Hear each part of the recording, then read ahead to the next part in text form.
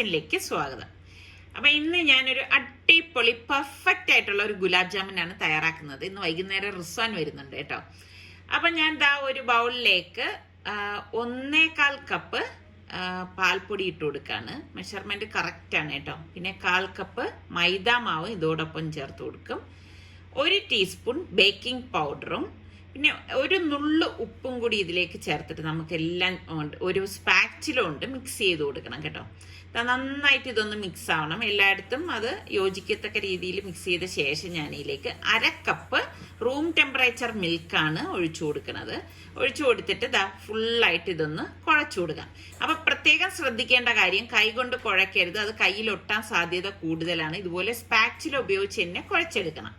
ഇതോടൊപ്പം തന്നെ ഞാൻ 2 ടേബിൾ സ്പൂൺ നെയ്യും കൂടി ഒഴിച്ചു കൊടുക്കുകയാണ്. ഇത് പാല് ചേർത്തൊന്ന് മിക്സ് ചെയ്ത ശേഷമാണ് നമ്മൾ നെയ്യ് ഇതിലേക്ക് ചേർത്ത് കൊടുക്കുന്നത്. അപ്പൊ എല്ലാം ചേർത്ത് ഇതുപോലെ ഒന്ന് മിക്സ് ചെയ്തെടുത്താൽ മതി. പാലിന്റെ അളവ് ഒന്നും കൂട്ടണ്ട, ഇതൊരു പക്ക കറക്റ്റ് മെഷർമെന്റ് ആണ് കേട്ടോ. ഇതുപോലെ ഒന്ന് മിക്സ് ചെയ്തെടുക്കണം. അപ്പൊ സ്പാച്ചിൽ ഉപയോഗിച്ച് തന്നെ നമ്മൾ ഇതുപോലെ നന്നായിട്ട് ഒരു 10-12 മിനിറ്റ് എങ്കിലും ഒന്ന് കുഴച്ചെടുക്കാൻ നോക്കണം. നല്ലതുപോലെ അത് മിക്സ് ആവണം. ആ കുഴയ്ക്കുന്നതിലാണ് ഈ ഗുലാബ് ജാമിന്റെ ആ ഒരു ടെക്സ്ചർ ഇരിക്കുന്നത്. അത് കുഴച്ച് വരുമ്പോൾ നമുക്കത് ഈ ഒരു പരുവത്തിൽ കിട്ടും. അപ്പൊ ഇങ്ങനെ എളുപ്പത്തിന് കുഴച്ചെടുക്കാൻ വേണ്ടിയിട്ടാണ് ഞാൻ സ്പാച്ചില പറഞ്ഞത്. അല്ലെങ്കിൽ എന്താന്ന് വെച്ചാൽ കയ്യിൽ ശരിക്കും ഇത് ഒട്ടിപ്പിടിക്കും. ഇപ്പൊ മരത്തവിയാണെങ്കിലും അതിലൊക്കെ കുറെ ഇങ്ങനെ ഒട്ടിയെടുക്കും. അതുകൊണ്ടാണ് ഞാൻ ഇത് സജസ്റ്റ് ചെയ്യുന്നത് കേട്ടോ. എന്നിട്ട് നമുക്കിനി ഇത് അടച്ചിട്ട് ഒരു 15 മിനിറ്റ് മാറ്റി വെക്കാം. ഈ സമയം കൊണ്ട് ഞാൻ ഒരു മൺചട്ടിയിലേക്ക് 2 ടേബിൾ സ്പൂൺ വെളിച്ചെണ്ണ ഒഴിച്ച് അത് ചൂടാകുമ്പോഴേക്ക് 1/4 ടീസ്പൂൺ ഉലുവായിട്ട് പൊട്ടിച്ചു കൊടുക്കും. പിന്നെ നമുക്ക് 2-3 വറ്റൽമുളക് ഇതിലേക്ക് ഇട്ട് കൊടുക്കണം. കുറച്ചധികം കറിവേപ്പിലയും കൂടി ഇട്ട് കൊടുക്കാം. 3 സവാള സ്ലൈസ് ചെയ്തതും കൂടി ഇതിലേക്ക് ചേർത്തൊന്ന് വഴറ്റി കൊടുക്കണം. അപ്പൊ ഞണ്ട് കറി ഉണ്ടാക്കാൻ വേണ്ടിയിട്ടാണ് ഞാൻ ഇതൊക്കെ എടുത്തിരിക്കുന്നത് കേട്ടോ. അപ്പൊ ഇനിയിപ്പം നല്ലതുപോലെ ഇതൊന്ന് വഴറ്റിയെടുക്കണം. ഇതുപോലെ ഒന്ന് വഴറ്റിയ ശേഷം ഞാൻ ഇതിലേക്ക് പച്ചമുളക് ചേർത്ത് കൊടുക്കുകയാണ്. ഞാൻ 2 പച്ചമുളക് ഇതിലേക്ക് ഇട്ട് കൊടുക്കുകയാണ്. അതൊക്കെ നിങ്ങളുടെ എരിവിന്റെ പാകത്തിന് പച്ചമുളകിന്റെ എണ്ണമൊക്കെ കൂട്ടുകയും കുറയ്ക്കുകയും ഒക്കെ ചെയ്യാം. ഇതോടൊപ്പം തന്നെ 1/2 ടീസ്പൂണോളം ഇഞ്ചി വെളുത്തുള്ളി പേസ്റ്റും ചേർത്തിട്ട് നന്നായിട്ടൊന്ന് വഴറ്റി കൊടുക്കാം. ഇതുപോലെ വഴറ്റിയെടുത്ത ശേഷം ഇനി നമുക്ക് 1/2 ടീസ്പൂൺ മഞ്ഞൾപ്പൊടിയും 3 ടീസ്പൂൺ മല്ലിപ്പൊടിയും 2 ടീസ്പൂൺ കാശ്മീരി ചില്ലി പൗഡറും കൂടി ഇട്ട് കൊടുക്കാം. നല്ല കളറായിരിക്കും ഈ ഒരു കറിക്ക്. പാകത്തിനുള്ള ഉപ്പും കൂടി ചേർത്ത് കൊടുക്കണം. എന്നിട്ട് എല്ലാം ചേർത്തിട്ട് ഈ പൊടിയുടെ പച്ചമണമൊക്കെ മാറുന്നത് വരെ ഇതുപോലെ ഒന്ന് ഇളക്കി കൊടുക്കണം. ഇതുപോലെ ഇളക്കി കൊടുത്ത ശേഷം നമുക്കിതിലേക്ക് തിളച്ച വെള്ളം ഞാനിവിടെ 1/4 കപ്പ് എടുത്തിട്ടുണ്ട്. അതും കൂടി ഇതിലേക്ക് ഒഴിച്ചു കൊടുക്കാം. ഒഴിച്ചു കൊടുത്തിട്ട് നന്നായിട്ടൊന്ന് മിക്സ് ചെയ്ത് കൊടുക്കണം. ഇതുപോലെ ഒന്ന് ഇളക്കി മിക്സ് ചെയ്ത ശേഷം നമുക്ക് മൂടി വെക്കാം. മൂടി വെച്ച് കഴിഞ്ഞ് ഒരു 2 മിനിറ്റ് കഴിയുമ്പോഴേക്കും ഞാനിവിടെ ഒരു തക്കാളി ഇതിലേക്ക് കട്ട് ചെയ്ത് ചേർത്ത് കൊടുക്കാണ്. എന്നിട്ട് വീണ്ടും ഞാനൊന്ന് മൂടി വെച്ചു കൊടുക്കാണ്. ഇതേ സമയം തന്നെ മറ്റൊരു ചട്ടി അടുപ്പത്തേക്ക് വെച്ചിട്ട് 2 ടേബിൾ സ്പൂൺ വെളിച്ചെണ്ണ ഒഴിച്ചിട്ട് 1/2 ടീസ്പൂൺ കടുകും വറ്റൽമുളകും ഒക്കെ ഇട്ട് കൊടുക്കാണ്. അപ്പൊ ഞാൻ ഇത് തോരൻ വെക്കാൻ വേണ്ടിയിട്ടാണ് ഈ ചട്ടി ഇപ്പൊ അടുപ്പത്തേക്ക് വെച്ചിരിക്കുന്നത് കേട്ടോ. ഇനി നമുക്ക് കുറച്ചധികം കറിവേപ്പിലയും കൂടി ഇതിലേക്ക് ഇട്ട് കൊടുക്കണം. പിന്നെ ഇഞ്ചി ഒന്ന് ചെറുതായിട്ട് അരിഞ്ഞത് ഞാനിവിടെ 1 ടേബിൾ സ്പൂൺ ചേർത്ത് കൊടുക്കുന്നുണ്ട്. അതെല്ലാം കൂട്ടിയിട്ട് നന്നായിട്ടൊന്ന് ഇളക്കി കൊടുക്കാം. ഇതുപോലെ ഇളക്കിയ ശേഷം ഞാൻ ഇതിലേക്ക് ഒരു ചെറിയ സവാള ഇതുപോലെ ചതുരമായിട്ട് കട്ട് ചെയ്തെടുത്തതും കൂടി ചേർത്ത് ഇട്ട് കൊടുക്കുന്നുണ്ട്. 2 പച്ചമുളകും എല്ലാം കൂടി ചേർത്തിട്ട് നന്നായിട്ടൊന്ന് ഇളക്കി കൊടുക്കണം. അപ്പൊ ഇളക്കി കൊടുത്ത ശേഷം നമുക്കിതിലേക്ക് 1 ടേബിൾ സ്പൂണ് ചില്ലി ഫ്ലേക്സും കൂടി ഇട്ട് കൊടുക്കുന്നുണ്ട്. ചില്ലി ഫ്ലേക്സ് ഒക്കെ ഇട്ടിട്ട് നമ്മൾ ഈ തോര ഉണ്ടാക്കുമ്പോൾ നല്ല ടേസ്റ്റ് ആണ് കേട്ടോ. എന്നിട്ട് ഇളക്കിയ ശേഷം ഞാനിവിടെ പൊട്ടറ്റോ കട്ട് ചെയ്തെടുത്ത് വെച്ചാണ് 3 മീഡിയം സൈസ് ഉരുളക്കിഴങ്ങ് കട്ട് ചെയ്തതും പകുതി തക്കാളിയും കൂടി ഒരുമിച്ചിട്ടിട്ട് തന്നെയാണ് ഞാൻ ഇത് ഇളക്കിയെടുക്കുന്നത്. അപ്പൊ ഇത് വേവിച്ച ഉരുളക്കിഴങ്ങൊന്നും അല്ല കേട്ടോ, പച്ചയായിട്ടുള്ള റോ ഉരുളക്കിഴങ്ങാണ്. എന്നിട്ട് പാകത്തിനുള്ള ഉപ്പും കൂടി ഇതിലേക്ക് ചേർത്ത് നന്നായിട്ടൊന്ന് ഇളക്കി മിക്സ് ചെയ്ത് കൊടുക്കാം. അപ്പൊ ഇതിലേക്ക് ഒട്ടും വെള്ളം ചേർക്കരുത്. വെള്ളം ചേർത്ത് കഴിഞ്ഞാൽ അതിന്റെ ആ ഒരു ടെക്സ്ചർ തന്നെ പോകും കേട്ടോ. ഇനി നമുക്കിത് ഇതിലേക്ക് 1/2 ടീസ്പൂണോളം മഞ്ഞൾപ്പൊടിയും കൂടി ചേർത്തൊന്ന് മിക്സ് ചെയ്തെടുക്കണം. നല്ല ടേസ്റ്റി ആയിട്ടുള്ള ഒരു തോരനാണ് കേട്ടോ. എന്നിട്ട് നമുക്കിനി ഇതിപ്പം മൂടി വെച്ചിട്ട് വേണം ആവിയേറ്റി വേവിച്ചെടുക്കാനുള്ളത്. ഈ സമയം നമ്മളുടെ ഞണ്ട് കറിയുടെ അടപ്പ് മാറ്റിയിട്ട് ഞാൻ ഒന്ന് ഇളക്കി കൊടുക്കാണ്.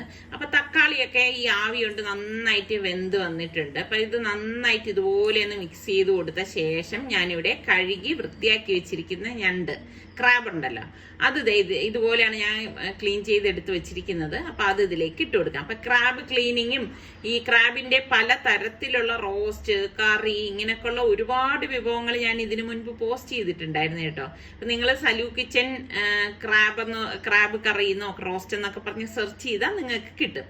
അപ്പൊ അതായത് ഇതെല്ലാം കൂടി ചേർത്തിട്ട് നന്നായിട്ടൊന്ന് മിക്സ് ചെയ്ത് കൊടുക്കണം. എപ്പോഴും നമ്മൾ ഈ ക്രാബൊക്കെ ഉണ്ടാക്കുമ്പോൾ നോൺ സ്റ്റിക്കിൽ ഉണ്ടാക്കരുത്. എങ്കിലെന്ന് വെച്ചാൽ ആ പാത്രം പെട്ടെന്ന് ചീത്തയായി പോകും. ഇനി നമുക്കിത് മൂടി വെച്ച് വേവിച്ചെടുക്കാം. ഇനി നമുക്ക് നമ്മൾ കുഴച്ചു വെച്ച ഗുലാബ് ജാമിന്റെ മാവുണ്ടല്ലോ, അത് അടപ്പ് മാറ്റിയിട്ട് ഞാൻ ചെറിയ ചെറിയ ഉരുളയാക്കി ഒന്ന് ഉരുട്ടിയെടുക്കണം. അപ്പൊ കയ്യില് ഒട്ടാതിരിക്കാൻ വേണമെങ്കിൽ കുറച്ച് ഓയിൽ തടവിയിട്ടും ചെയ്യാം. ഇതുപോലെ ഈ ഒരു സൈസിൽ മതി കേട്ടോ. ഒരു നെല്ലിക്കയുടെ അത്രയൊന്നുമില്ല, വളരെ ചെറിയ സൈസാണ് കേട്ടോ. എങ്കിലും മാത്രമേ നമ്മൾ ഇത് എണ്ണയിലേക്ക് ഇടുമ്പം ഇത് വീർത്ത് വരും. അപ്പൊ അത് കണക്കാക്കി വേണം ഉരുട്ടി എടുക്കാനുള്ളത്. അപ്പൊ ഈ ഒരു രീതിയിലാണ് ഞാൻ ഉരുട്ടി എടുത്തിരിക്കുന്നത്. അപ്പൊ എല്ലാം നമുക്ക് ഇതേപോലെ തന്നെ ഉരുട്ടി എടുക്കാം. അപ്പൊ ഉരുട്ടി വെച്ച ശേഷം നമുക്ക് ഇത് റെഡിയാക്കാം. അപ്പൊ ഈ സമയം കൊണ്ട് ഞാനൊരു പാനിലേക്ക് 1.5 കപ്പ് പഞ്ചസാര ഇട്ട് കൊടുക്കുകയാണ്. അതിനുശേഷം നമുക്ക് 2 കപ്പ് വെള്ളവും കൂടി ചേർത്ത് നമുക്കിതൊന്ന് തിളയ്ക്കാനായിട്ട് വെക്കാം. അപ്പൊ പാനി തയ്യാറാക്കാൻ വേണ്ടിയിട്ടാണ്. ഈ സമയം ഞാൻ നമ്മുടെ ഉരുളക്കിഴങ്ങിന്റെ അടപ്പൊന്ന് മാറ്റിയിട്ട് നന്നായിട്ടൊന്ന് ഇളക്കി കൊടുക്കണം. അപ്പൊ ഞാൻ നോക്കുമ്പോഴേക്ക് പാകത്തിന് നമ്മുടെ ഉരുളക്കിഴങ്ങൊക്കെ വെന്ത് വന്നിട്ടുണ്ട്. അപ്പൊ വീട്ടിൽ പ്രത്യേകിച്ച് കറികളൊന്നും ഇല്ലെങ്കിൽ ഉരുളക്കിഴങ്ങുണ്ടെങ്കിൽ നമുക്ക് റെഡിയാക്കി എടുക്കാം. അപ്പൊ ഞാൻ ഇതിലേക്ക് 1/2 കപ്പ് തേങ്ങയും കൂടി ചേർത്തിട്ട് നന്നായിട്ടൊന്ന് മിക്സ് ചെയ്ത് കൊടുക്കുകയാണ്. ഇതുപോലെ നല്ലതുപോലെ ഒന്ന് മിക്സ് ചെയ്തെടുക്കണം. ഇനി നമുക്ക് ഇതിലേക്ക് ഒരു 1/4 ടീസ്പൂണ് ചെറിയ ജീരകം, ക്യൂമിൻ സീഡ് ഉണ്ടല്ലോ, അതും കൂടി ഈ സമയം ചേർത്ത് കൊടുക്കുകയാണ്. അപ്പൊ നല്ല ഒരു മണം കിട്ടും. എന്നിട്ട് നമ്മളൊന്ന് ഇളക്കി എടുക്കുമ്പോഴേക്കും നമ്മളുടെ ഉരുളക്കിഴങ്ങ് തോരൻ ഇവിടെ റെഡി ആയിട്ടുണ്ട്. നല്ല ടേസ്റ്റ് ആണ്. ഈ രീതിയിൽ നിങ്ങൾ ഉണ്ടാക്കി നോക്കിയിട്ടില്ലെങ്കിൽ ഒന്ന് ട്രൈ ചെയ്ത് നോക്കുക കേട്ടോ. അപ്പൊ ഞാനിതൊന്ന് മാറ്റി വെക്കാണ്. അപ്പൊ ഈ സമയം നമ്മളുടെ ക്രാബ് എന്തായെന്ന് നോക്കാം. ഞാൻ അടപ്പ് മാറ്റിയിട്ട് നന്നായിട്ടൊന്ന് ഇളക്കി കൊടുക്കണം. അപ്പൊ ഇതിലേക്ക് ഇങ്ങനെ കുറച്ച് ചാറുണ്ട്. അപ്പൊ അതും കൂടി ഒന്നുകൂടി ഒന്ന് വറ്റിച്ചെടുക്കണം. അപ്പം ഞാൻ ഇത് നല്ലതുപോലെ ഒന്ന് ഇളക്കിയ ശേഷം വീണ്ടും ഇതൊന്ന് മൂടി വെച്ചു കൊടുക്കുകയാണ്, ആ ചാറൊന്ന് വറ്റാൻ വേണ്ടിയിട്ട്. അപ്പൊ നമ്മുടെ പഞ്ചസാര പാനി ഇവിടെ തിളച്ച് വരുന്നതിലേക്ക് ഞാൻ 1/2 ടേബിൾ സ്പൂണ് ഏലക്ക പൊടിച്ചതും കൂടി ഇട്ട് കൊടുക്കുകയാണ്. അപ്പൊ ഇതിനിടയിൽ ക്രാബ് ഞാൻ ഒന്ന് ഹൈ ഫ്ലെയിമിൽ വെച്ചിട്ടുണ്ടായിരുന്നു. കണ്ട, ഇത്രയും മാത്രം മതിയാകും. അപ്പം നമുക്ക് ഇത്രയും ചാറിന്റെ ആവശ്യമേ ഉള്ളൂ. അപ്പൊ നമ്മളുടെ ക്രാബ് റോസ്റ്റ് എന്ന് തന്നെ പറയാം, റെഡി ആയിട്ടുണ്ട്. അപ്പൊ ഇനിയിപ്പൊ അടച്ചൊന്ന് മാറ്റി വെക്കാണ്. അപ്പൊ നമ്മളെല്ലാം ബോൾസ് ആക്കി എടുത്തത് ഇനിയിപ്പോ ഒന്ന് ഫ്രൈ ചെയ്തെടുക്കണം. അപ്പൊ ഈ പഞ്ചസാര പാനി ഞാൻ ഒരു ഗ്ലാസ് ബൗളിലേക്ക് ഒഴിച്ചു കൊടുക്കാൻ കേട്ടോ. ഇനി നമുക്ക് ഇത് ഫ്രൈ ചെയ്തെടുക്കാൻ വേണ്ടി പാനിലേക്ക് നമുക്ക് ഓയിൽ ഒഴിച്ചു കൊടുക്കാം. ഞാനിവിടെ ഒരു പരന്ന പാനാണ് എടുത്തിരിക്കുന്നത്, കാരണം എല്ലാം ഒരേ രീതിക്ക് റെഡിയായി കിട്ടാൻ വേണ്ടിയിട്ടാണ്. അപ്പൊ ഈ ഓരോ ബോൾസും നമുക്ക് ഈ ഓയിലിലേക്ക് ഇട്ട് കൊടുക്കാം. ഓയിൽ നന്നായിട്ട് ചൂടാകുമ്പോഴേക്ക് തീ നന്നായിട്ട് കുറച്ചിട്ടാണ് നമ്മൾ ഈ ഓരോ ബോൾസും ഇട്ട് കൊടുക്കുന്നത്. അത് പ്രത്യേകം ശ്രദ്ധിച്ചേക്കണം.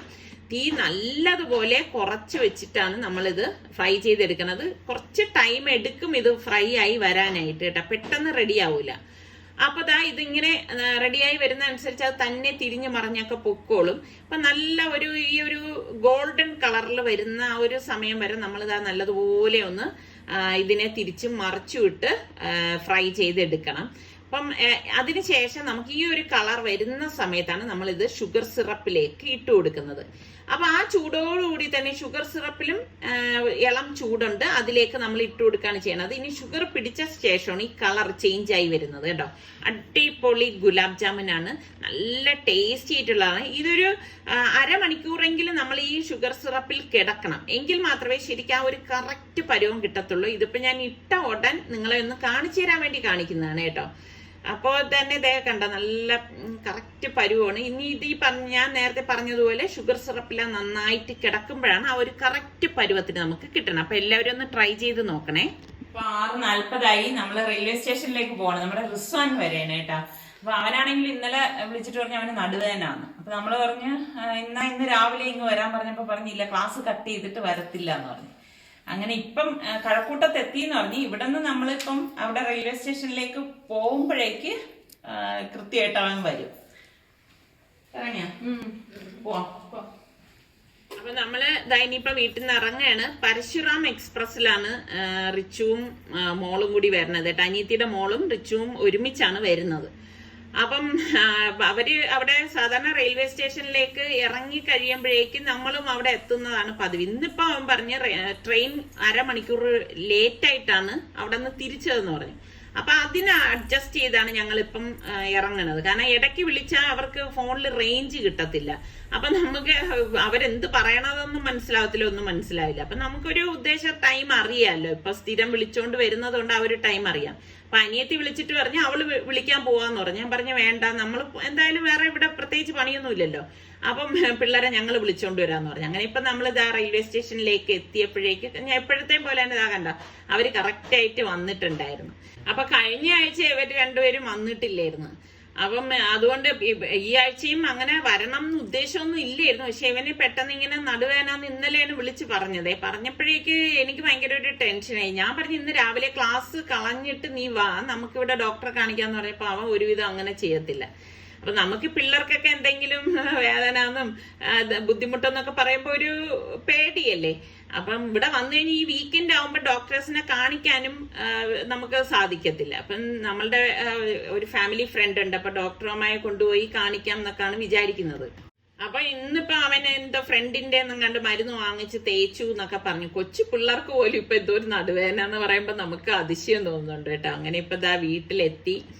അപ്പൊ ഉമ്മ പറയുന്നുണ്ട് അവനെ അങ്ങോട്ട് പറഞ്ഞു വിടാൻ നടു ഒന്ന് മരുന്നിട്ട് തടവി കൊടുക്കാൻ വേണ്ടിയിട്ട്. അപ്പൊ അവൻ പറഞ്ഞ് അവൻ വീട്ടിൽ കയറി ഡ്രസ്സൊക്കെ മാറി ശേഷം പോവാമെന്ന് പറഞ്ഞിട്ട് അങ്ങനെ ഇപ്പൊ നമ്മളിപ്പോ എത്തിയിരിക്കുകയാണ്.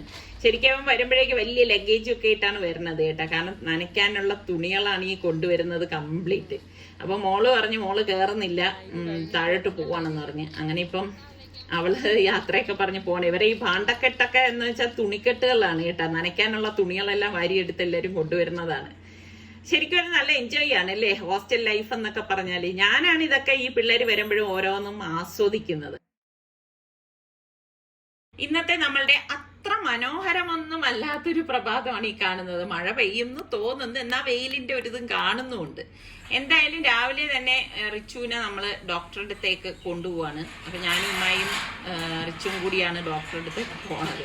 അപ്പം ഡോക്ടറമ്മയെ കാണിക്കുമ്പോൾ നമുക്കൊരു സമാധാനമാണ് കേട്ടോ. കാരണം ഞങ്ങളുടെ ഫാമിലി ഫ്രണ്ടാണ്. അപ്പം പ്രത്യേകിച്ച് എന്തെങ്കിലും ഉണ്ടെങ്കിൽ മാത്രമേ ഈ പറഞ്ഞ മാതിരി ബാക്കിയുള്ള മരുന്നുകളൊക്കെ കുടിക്കാറുള്ളൂ. അപ്പൊ എപ്പോഴും അങ്ങനെയാണല്ലോ, നമുക്കൊരു അസുഖം വന്നു കഴിഞ്ഞാൽ നമുക്ക് വേണ്ടപ്പെട്ടവരെ കാണിക്കുമ്പോൾ, നമുക്ക് മനസ്സിന് തൃപ്തികരവും വേണ്ടപ്പെട്ടവരെ കാണിക്കുമ്പോഴാണ് അതൊരു സുഖം വരുന്നത്. അപ്പൊ ഞങ്ങൾ പോയ സമയം എനിക്കൊന്ന് നിസാർക്ക് ഇവിടെ വേറെ പ്രത്യേകിച്ച് ഒരു ഇതില്ലാത്തതാണ്. അതാ സൈക്കിളൊക്കെ എടുത്തൊന്ന് റെഡിയാക്കി വെക്കാണ്, തുടച്ചു എടുത്തും. ഞാൻ എപ്പോഴും ചിന്തിക്കും കേട്ടാ, ചിലത് ഇങ്ങനെ നിസാർക്ക് ചെയ്യണ കാണുമ്പോൾ ഇത് ആർക്ക് വേണ്ടിയിട്ടൊക്കെ തുടച്ചെടുത്ത് വെക്കുന്നു. അത് ഇവിടെ പിള്ളേരാണെങ്കിൽ ഇതൊട്ടും എടുക്കുന്നുമില്ല. പക്ഷെ സൽമാൻ ഇന്നും അത് പ്രിയപ്പെട്ടത് തന്നെയാണ് കേട്ടോ. അവൻ വന്നു കഴിഞ്ഞാൽ ഓടി വന്ന് നോക്കുന്നതും ചവിട്ടിയില്ലെങ്കിലും അവന്റെ സൈക്കിളാണ്. അത് അവനൊരു ഹരമാണ്. ഡോക്ടറമ്മ പറഞ്ഞ് ഹോസ്പിറ്റലിന് പോകുന്നതിന് മുൻപായിട്ട് തന്നെ വരണമെന്ന് പറഞ്ഞിരുന്നു. അപ്പൊ അതുകൊണ്ടാണ് ഞങ്ങൾ രാവിലെ തന്നെ പോയത്. ഇവിടെ അടുത്ത് തന്നെയാണ് കേട്ടോ, ദൂരത്തൊന്നുമല്ല. അപ്പൊ അങ്ങനെ കൊണ്ടുപോയി കാണിക്കുമ്പം നമുക്ക് സമാധാനമാണ്. കാരണം ഇനിയിപ്പം എവൻ നാളെ കഴിഞ്ഞിട്ട് അങ്ങ് ഹോസ്റ്റലിലേക്ക് മടങ്ങി പോകും. മടങ്ങി പോയി കഴിഞ്ഞിട്ട് വീണ്ടും വേദന അങ്ങനാണ് ഇങ്ങനാണെന്നൊക്കെ പറയുമ്പോഴാണ് നമുക്ക് ഭയങ്കര ഒരു ബുദ്ധിമുട്ടുമാണ്. അപ്പൊ ഇപ്പൊ കാണിച്ചിട്ട് മരുന്നൊക്കെ കുറിച്ച് തന്നു. അങ്ങനെ നേരെ ഇപ്പതാ നമ്മൾ വീട്ടിലെത്തി. നിസാർക്കയെ സംബന്ധിച്ച് നിസാർക്ക് ഈ ഡോക്ടറെ അടുത്തോട്ടൊന്നും വരാൻ വലിയ താല്പര്യമുള്ള ഒരാളല്ല കേട്ടോ. കാരണം എന്താണെന്ന് ചോദിച്ചാൽ എനിക്കറിയത്തില്ല. അപ്പം നമ്മൾ ഈ പറഞ്ഞ മാതിരി റോഡിലേക്ക് ഇറങ്ങിയപ്പോഴേക്ക് രാവിലെ ആയത് കാരണം ഒരു റഷും ഉണ്ടായിരുന്നില്ല. അതുകൊണ്ടാണ് നമുക്ക് സമയത്ത് ഈ പറഞ്ഞ മാതിരി കാണിച്ചിട്ട് വരാനും പറ്റിയത്. റോഡിലൊക്കെ അതായത് റഷ് ഉണ്ടെങ്കിൽ നമുക്ക് ഡ്രൈവ് ചെയ്യാനും ഒക്കെ ബുദ്ധിമുട്ടാവും. ഇപ്പൊ അങ്ങനെയൊന്നും ഉണ്ടായിരുന്നില്ല. എന്തായി സമി? ഞാൻ ഒരു ഓയിൻമെന്റും ഒരു ടാബ്ലറ്റും പറഞ്ഞിട്ടുണ്ട്. വാങ്ങിക്കാനായിട്ട് പോകാൻ നിന്നപ്പോഴേക്കൊണ്ട് ഇത് പാർക്കിംഗ് ശരിക്കും കിട്ടിയില്ല. അപ്പൊ അത് മുടി വെട്ടാൻ പോണ്ടേ? മുടി വെട്ടണ്ടേ? 5 ദിവസം അത് കഴിച്ച ശേഷം എങ്ങനെയാന്ന് പറയും. പിന്നെ നെക്സ്റ്റ് അവൻ വരുമ്പോഴേക്ക്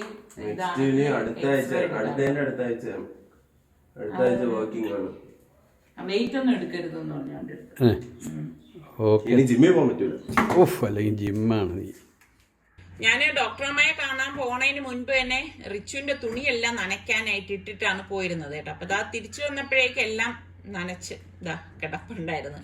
അപ്പൊ അതിനിയിപ്പൊ കൊണ്ടുപോയി വിരിച്ചിടണം. അപ്പം റിച്ചുവിനെ കാണിച്ചപ്പോഴേക്ക് ഡോക്ടറമ്മ ചോദിച്ചായിരുന്നു റിച്ചുവിന്റെ അടുത്ത് വെയിറ്റ് എന്തെങ്കിലും എടുത്തിട്ടുണ്ടായിരുന്നോ എന്നൊക്കെ ചോദിച്ചു.